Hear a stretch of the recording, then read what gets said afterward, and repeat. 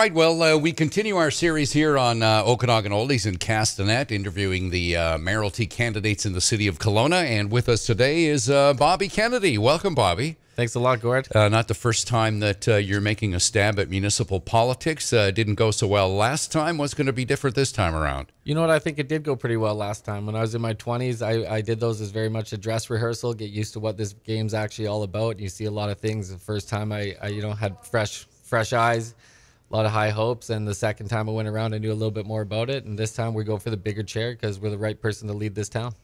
Okay, the last time a young mayor was elected, he was elected largely on the strength that he was the youngest guy on the ballot. This time you're the youngest guy on the ballot. Do you think your youth is going to carry the energy and the intensity that it's going to take to put you into the mayor's seat?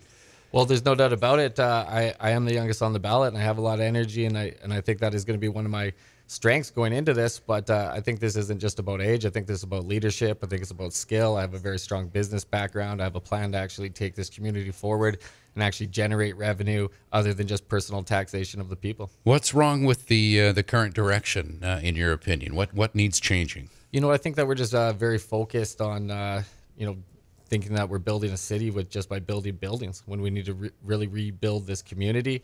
We need a cultural rejuvenation in this town. We need to take this city from a 1.5 season tourism town to a 4 season tourism town, especially in the last few summers where you see we're so affected by floods and smoke. It's imperative that we start really getting this city booming all seasons. It seems that a lot of business issues have been identified by you as being problematic. You touched briefly on cultural issues. What do you mean by that? Well, I just think that we're lacking like events and social opportunities for people here. I ran in 2011, and since then I've been hearing the same thing over and over again. How are we going to retain young people? How are we going to attract young people? And it's not even just about young people. It's about everybody across the board. You go to cities like Portland, San Francisco, New York, and those places are just happening. We have absolutely every opportunity to be able to make this one of those cities that people talk about it. Right now, when people talk about Kelowna, you often just hear, oh yeah, I've been there and it's beautiful. But we need to really just get that culture going here and make it so that people talk about it's not just a beautiful place, but one of the just most best places to go any time of year. Bobby, I want to ask you one question that is a concern to some people. It's something I've thought about, and that's the fact that you might not exactly be on the right side of city council or the right side of city laws in entering this race. You're known to be, a lawbreaker, and you've paid a price in breaking city bylaws by selling marijuana out of your store when you weren't supposed to be.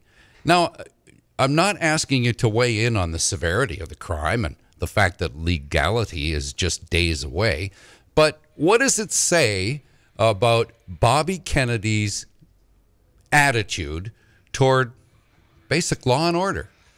Well, you know what? That's a good question. And what we chose to do is we actually just chose to kind of battle the city back on that, because they shut all these other guys down. So a lot of these people that were left out there, they're not like people that are just, 20 years old, want to get some cannabis to go home and play a video game. We very much had people that were, a lady named Jane, 74 years old, suffering from extreme fibromyalgia, can't sleep without the stuff, So these are the people that they're forgetting. So when Ryan Smith likes to repeat that they're trying to create a level business playing field for the people, I mean, that's just profit over people. And the community's motto is fruitful in unity. So we stood fruitful in unity with all those users, all those patients.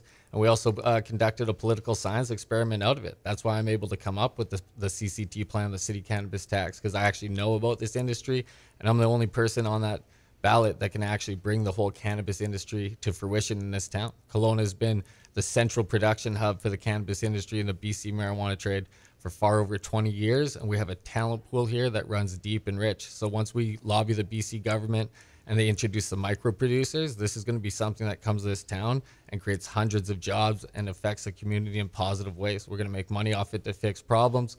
We're going to speed up the Journey Home initiative, and also it's going to go back into things like real estate and stuff. So the only true way to actually alleviate the black market is to produce a market for these guys to participate in. And Kelowna will definitely be one of the global players in this industry, which is soon to be a globally traded commodity. Do you think that legalized marijuana is going to be that much of a saving grace to the city of Kelowna? Well, I don't know how old you are, Gord, but I think that game's been pretty strong here since you were a kid. So I do absolutely think it's going to be a saving grace to the city, especially with the CCT.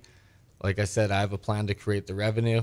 Every year, you just get taxed more and more as a citizen of this community. The CCT on the back end sale at the dispensaries is going to capitalize on tourism sales. So these are the types of people that come to enjoy your parks, lakes, beaches at the same rate you do, but pay zero tax yearly to do it. This is going to be a way for them to kind of give back to the community. And I absolutely think that this is going to be one of the biggest communities in this industry if we actually attract the people and not just continue to push them out. You think that's not happening now, that the opportunities for tax revenue, for the most part, from legalized marijuana is something that the current administration or your competitors for the mayor's job haven't really grasped? Is that what I read? I think that they actually don't have a clue what they're doing, period, when it comes to that. They're scoring these things on a matrix that they've somehow came up with. I don't really know how. A lot of councillors will agree with that it shouldn't be the city's and, when you business say to judge that, business. I may be on the wrong side of the council. I disagree with you. I'm actually quite good friends with a few of those guys on the council, and I think that maybe some people have an outside perspective that may be skewed of how those guys actually feel about what's going on behind chamber doors. I'm not suggesting you don't have friends on council. I'm saying that many people will see you as a scofflaw, which technically you are. Well, you know what? I've always stand up for the people, and that's who I stood up for. That I knew what was going to happen with that. We put it to the Supreme Court to actually show the people how much time, money, and energy these guys are wasting with your tax dollars. So these are the types of things that they could have been working with a guy like Bob Kay from the Be Kind store up in Rutland. He's been doing it for 10 years. How come it wasn't a problem 10 years ago when it wasn't even close to legalization date? But then all of a sudden, when there might be some backdoor money to be made or whatever it is, all of a sudden this guy's got to shut down his shop. So where I'm at with it is that this thing was actually supposed to come legal July 1st. Then it got pushed back to October 17th. And now we're saying that we're probably not even going to see one of these till July 9th. So if your homework was due to the 1st and then they gave you an extension till October, but you're not ready to hand it in till next July, then I would say you don't know what you're doing. Bobby, I really enjoyed talking to you. It's always a pleasure, Good. All the best to you. Good Thanks luck, a lot, sir. brother. All right. That's Bobby Kennedy as our series continues here on Okanagan Oldies in Castanet.